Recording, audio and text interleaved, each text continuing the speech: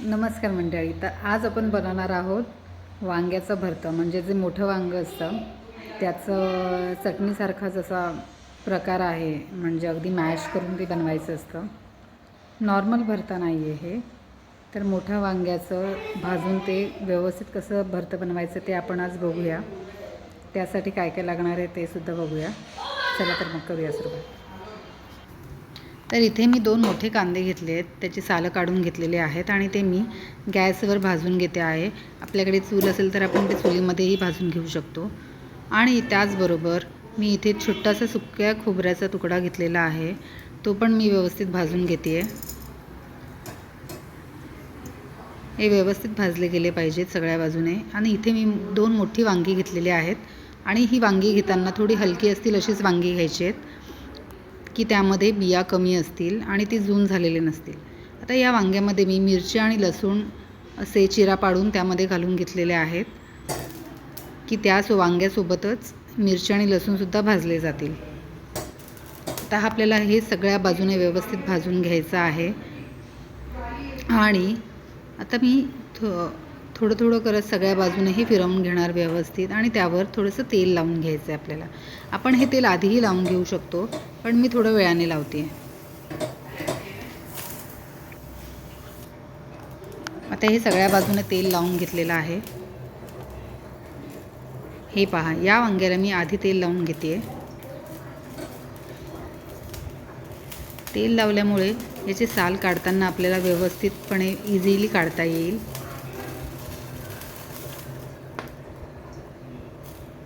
आता हे मीडियम गॅसवरती आपल्याला व्यवस्थित भाजून घ्यायचे आहेत. याला फार वेळ लागत नाही, खरं तर एक 10-15 मिनटात होऊन जातं.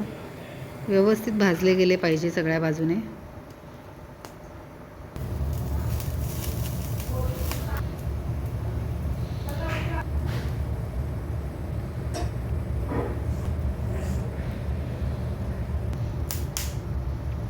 इथे मी एक छोटासा आल्याचा तुकडा घेतलेला आहे, तो सुद्धा भाजून घेते आहे. आता इथे मी लसूण, हिरवी मिरची, कढीपत्ता आणि हे भाजलेले कांदे आणि त्याचबरोबर हे भाजलेले मोठे वांगीसुद्धा आहेत. आणि इथे मी कांद्याची पात घेतलेली आहे, हिरवी हिरवी असायला हवी ती. आता हे भाजलेले लसूण, मिरची आणि आल्याचा तुकडा जो आपण भाजून घेतला होता हे चिरून मी व्यवस्थित बारीक करून घेते आहे. इथे मी तव्यावर बेसन 2 मोठे चम्मच बेसन भाजून घेते आहे. आणि हे आपण आता साल काढून घेतलेली आहे वांग्याची. आणि हे व्यवस्थित चिरून बघायचे आतमध्ये खराब आहे का नाही, कारण कधीकधी शक्यता आहे आतून खराब असण्याची. आणि हे घेऊन मी आता ह्याला छोटे छोटे पीस केलेले आहेत, छोटे तुकडे करून घेतले आहेत. आणि हे सुद्धा आपल्याला चॉपरमध्ये फिरवून घ्यायचं आहे. अख्खे तुकडे ठेवायचे नाही आहेत आपल्याला. तर हे माझ्या मुलाकडून करून घेते मी काम. खूप छान करतो तो. हे पहा किती सुंदर केलेलं आहे, मिक्सरपेक्षा पण छान केलं आहे. आणि आता आपण फोडणी करून घेऊया. त्यासाठी कांदा, आलं लसणाचा जो ठेचा केला होता तो, सुकं खोबरं, कोथिंबीर, कढीपत्ता आणि हिरव्या पातीचा कांदा चिरून घेतलेला आहे आणि बेसन. आणि इथे आपण हे वांगंसुद्धा वांगं हे चॉपरमधून काढलेलं आहे. आता आपल्याला तव्यामध्ये तेल घ्यायचं आहे. कढई किंवा तवा काही घेऊ शकतो. त्यामध्ये मी अर्धा चम्मच हिंग घातला आहे. आणि तो आलं लसणाचा आणि अद्रकचा जो ठेचा बनवला होता तो घालायचा आहे. व्यवस्थित भाजून घ्यायचं आपल्याला हे तेलामध्ये. तेल थोडं जास्तीचं लागतं याला.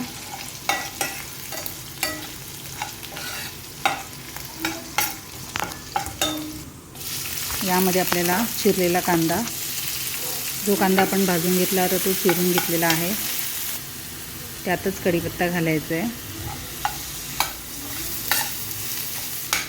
व्यवस्थित भाजून घ्यायचं हे तेलामध्ये. कोथिंबीर घातली आहे थोडीशी.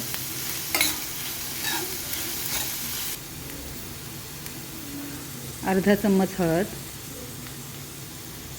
आणि 2 चम्मच मिरची पावडर, कश्मीरी मिरची पावडर घातली आहे मी. अर्धा चम्मच गरम मसाला आणि अर्धा चम्मच 1 चम्मच आपल्याला लाल तिखट मसाला घालायचा आहे.